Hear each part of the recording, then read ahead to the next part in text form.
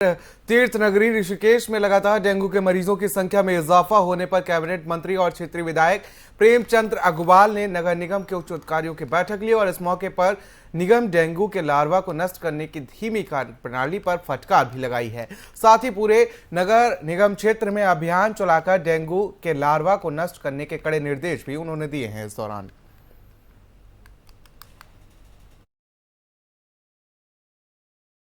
इस प्रकार से डेंगू के लगातार मरीजों की संख्या ऋषिकेश नगर निगम और आसपास के क्षेत्रों में बढ़ रही है, तो आज इसको लेकर मैंने यहाँ के एमएलए एसएमए दोनों के साथ बहुत विस्तार से मैंने बातचीत की है। जैसा उनके द्वारा बताया कि 7 क्षेत्रों में उन्होंने चिन्हित किया है और उस पर लेके वो तुरंत कार्रवाई कर रहे हैं। लेकिन मैंने उनसे कहा कि पूरे नगर निगम क्षेत्र में, क्योंकि लार्वा यदि कहीं भी पनपता है तो आसपास के क्षेत्रों में पनपने की संभावना रहती है, तो पूरे नगर निगम क्षेत्र में जहाँ जहाँ उनका क्षेत्र आता है सभी में वो गंभीरता से पूरे वृहद स्तर पे लार्वा को नष्ट करने का काम करें। जहाँ जल भराव है उसके लिए जागरूकता अभियान चला के उनको नष्ट उस जल भराव को फैलाने का काम करें, नष्ट करने का काम करें और साथ में फॉगिंग और इस प्रकार के जो भी उपचार हो सकते हैं वो करने का काम करें। साथ ही साफ़ सफाई मेरे इस पूरे नगर निगम में और दुरुस्त करने के लिए मैंने कहा है।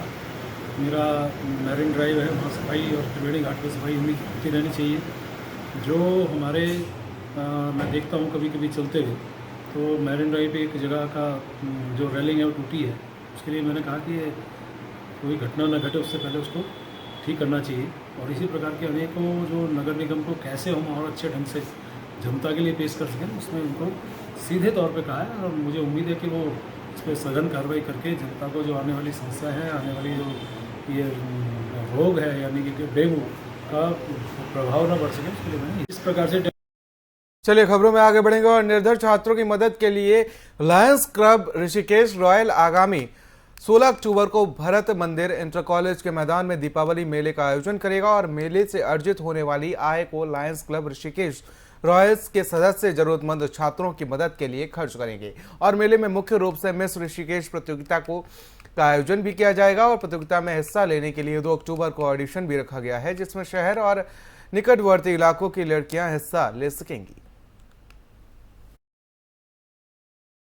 संबंध में रखी गई है कि लायंस क्लब ऋषिकेश रॉयल हर साल की तरह इस साल भी दिवाली मेला रख रहा है। यह 16 अक्टूबर को है और भरत मंदिर ग्राउंड में रखा गया है। दिवाली मेले में हर साल की तरह इस साल भी गरीब निर्धन छात्रों की मदद के लिए मेला क्लब की तरफ से रखा गया है। इसमें ऑटो एक्सपो और पिछले साल जो हमने एक नई चीज़ इंट्रोड्यूस करी थी मिस ऋषिकेश, उसको भी करा जा रहा है। मिस ऋषिकेश के ऑडिशन 2 तारीख को होंगे और यही बताने के लिए प्रेस वार्ता रखी गई है। 16 अक्टूबर को सर मेला है, दिन रविवार, शाम 4 बजे से शुरू होगा भरत मंदिर ग्राउंड में। सर ऋषिकेश लोकल के बच्चे जो हैं आसपास 20-30 किलोमीटर तक के बच्चे, 16 साल से बड़े और 26 साल से छोटे, सारे बच्चे लड़कियां इसमें अपना अवार्ड करते हैं। विनर सर हम उसी दिन ही आपको क्या कहते हैं 16 तारीख को मेले वाले दिन ही अनाउंस कर देंगे। उससे पहले 2 ट्रायल राउंड्स होंगे, मेन राउंड उसी दिन होगा, उसी दिन आपका अनाउंस कर दिया जाएगा। इसे रेफरेंस हमारा रहता है और बहुत सालों से IFT लीड कर रहा है ऋषिकेश में। मेरे ख्याल में यहाँ पे कोई और फैशन इंस्टीट्यूट नहीं है, तो हम तो ये चाहते हैं कि यहाँ के बच्चों को परफॉर्म मिले और यहाँ के जो बच्चे, हमारे यहाँ के मेनली जो बच्चे हैं, जो designing is the best level होती है। संबंध में रखी तो उत्तराखंड में फैल रहे संक्रमित रोगों को देखते हुए संक्रमित रोगों की रोकथाम के लिए लालकुआं नगर पंचायत सभागार में बैठक का आयोजन हुआ और जिसमें डेंगू, मलेरिया, चिकनगुनिया सहित वेक्टर बॉर्न संक्रमण की रोकथाम के लिए जागरूकता अभियान चलाने और आपसी सामंजस्य स्थापित करते हुए संक्रमित रोगों के प्रकोप को रोके जाने की चर्चा की गई। इसके साथ ही मलिन बस्तियों में जागरूकता अभियान चलाते हुए संक्रमित रोगों के लक्षणों के बारे में अधिक से अधिक जागरूक करने की रणनीति तय की गई।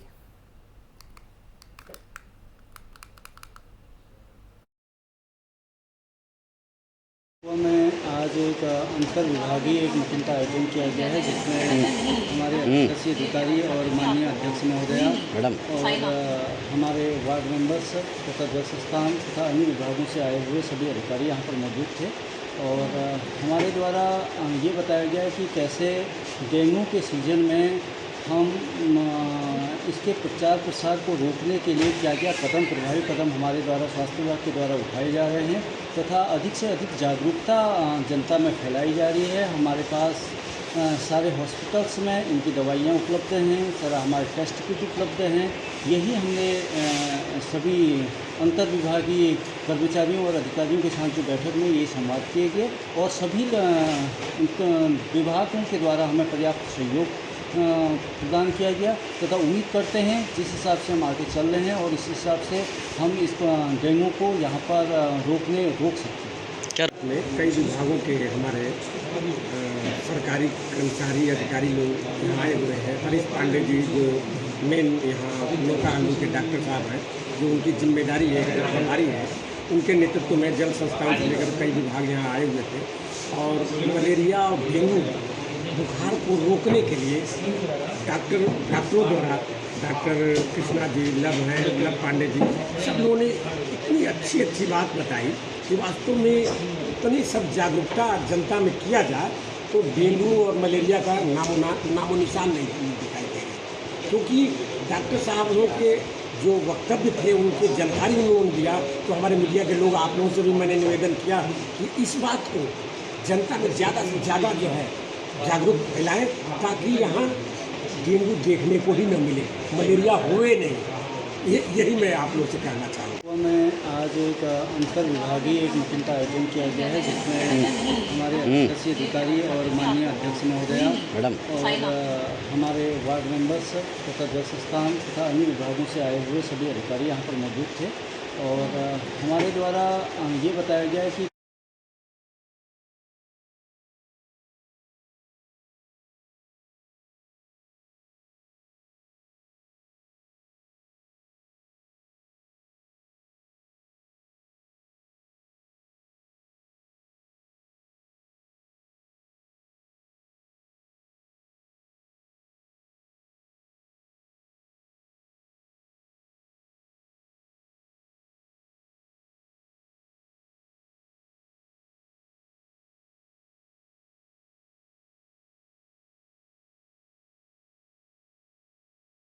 तो वहीं नैनीताल दुर्गा पूजा महोत्सव कमेटी के तत्वाधान में इस वर्ष दुर्गा पूजा महोत्सव धूमधाम से मनाया जाएगा।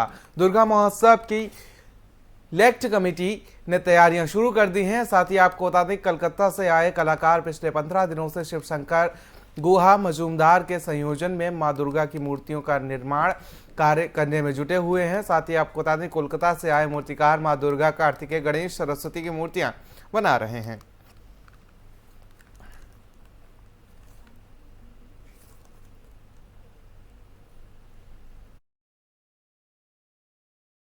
यहाँ पे दुर्गा माता की, लक्ष्मी माता, सरस्वती और गणेश जी और कार्तिक जी की मूर्ति बनाया जा चुका है। आप देख सकते हैं मूर्ति पूरा रेडी हो चुका है अभी तक और थोड़ा फिनिशिंग का काम बाकी है, अभी 2-3 दिन में हो जाएगा। इसमें फास्ट इनका बैम्बो जो होता है उससे दुर्गा मैया का मेन स्ट्रक्चर बनता है। उसके बाद चावल की जो पेड़ है उससे मैया की बॉडी स्ट्रक्चर बनता है और तीसरी में जो हमारा काम होता है वो गंगा का मिट्टी से उसमें माँ का मुंह, हाथ ये सब बनाया जाता है। उसके बाद फ्लावर कलर से इसका कलर किया जा चुका है। कितना समय लगा आपको इन सभी मूर्तियों को तैयार? 15 दिन तो लग गए। दिन रात हमने काम किया है यहाँ तक 14 घंटे, करीबन 16 घंटे काम करने के बाद इनका रूप दान कर चुका हूँ मैं। करीबन 13-14 साल से ये मूर्ति का ही काम कर रहे हैं। अच्छा, इस बार तो हम सभी लोग मिलकर पूरी कोशिश कर रहे हैं। जो 2 वर्ष का हमारा गैप रह गया है और भक्तजनों का सबका ये कहना है कि साहब भव्य रूप में किया जाए और अच्छे तरीके से किया जाए। जो पुराने रूप में की जाती थी उसी स्वरूप में फिर से मनाई जाए। मूर्ति तैयारी की ओर हो गई है और हम षष्ठी पंचमी के दिन मूर्ति को मंदिर प्रांगण में अपने स्थान जहाँ पूर्व वर्षों की तरह किया जाता है वहाँ पर रख देंगे और सजावट कार्य और अन्य कार्यों की पूर्ति के बाद षष्ठी से मूर्ति का कार्य शुरू हो जाएगा। कलश यात्रा षष्ठी को करेंगे, उसके बाद आपका मूर्ति प्राण प्रतिष्ठा आदि वो जो हमारे प्रोग्राम चलते हैं। तो वहीं इनोवेटिव सोच और अपने काम से लगाव हो तो शारीरिक चुनौतियां भी आड़े नहीं आती हैं। ऐसी एक मिसाल हरिद्वार के एक शिक्षक ने पेश की है। आपको बता दें कि दिव्यांग शिक्षक प्रदीप नेगी को शिक्षक दिवस के मौके पर राष्ट्रपति शिक्षक पुरस्कार से भी नवाजा गया।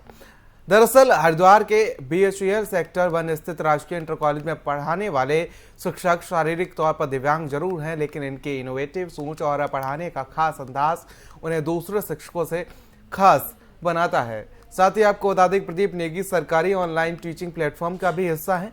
राष्ट्रपति द्रौपदी मुर्मू ने भी उन्हें पुरस्कार से सम्मानित किया है।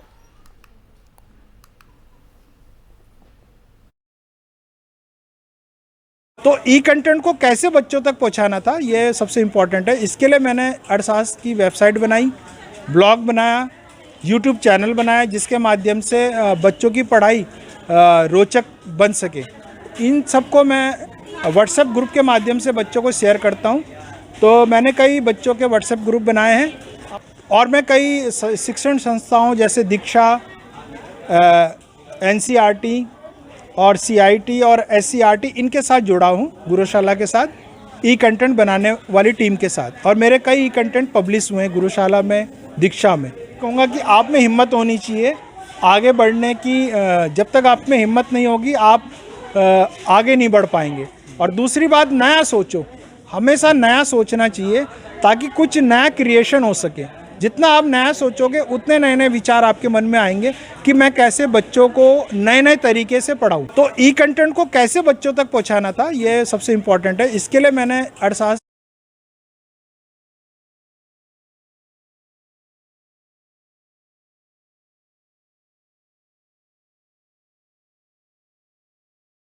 तो वहीं कर्णप्रयाग क्षेत्र में लगातार मूसलाधार बारिश के चलते कर्णप्रयाग नैनीसैण मोटर मार्ग पर आवागमन ठप रहने से यात्री परेशान है। आपको बता दें कि बीती रात हुई बारिश के चलते कर्णप्रयाग नैनीसैण मोटर मार्ग बंद हो गया है और बताया जा रहा है कि पहाड़ी से भारी मलबा आने के चलते यह मार्ग बंद हो गया है।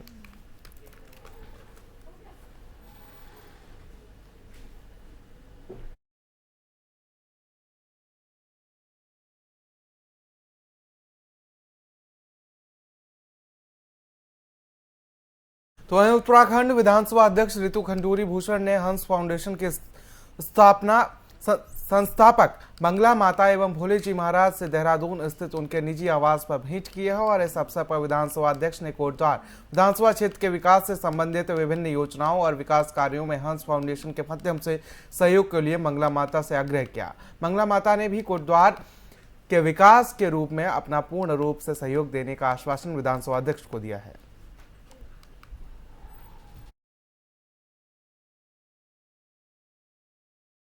बुलेटिन फिलहाल मेरे साथ इतना ही। मुझे दीजिए इजाजत। नमस्कार।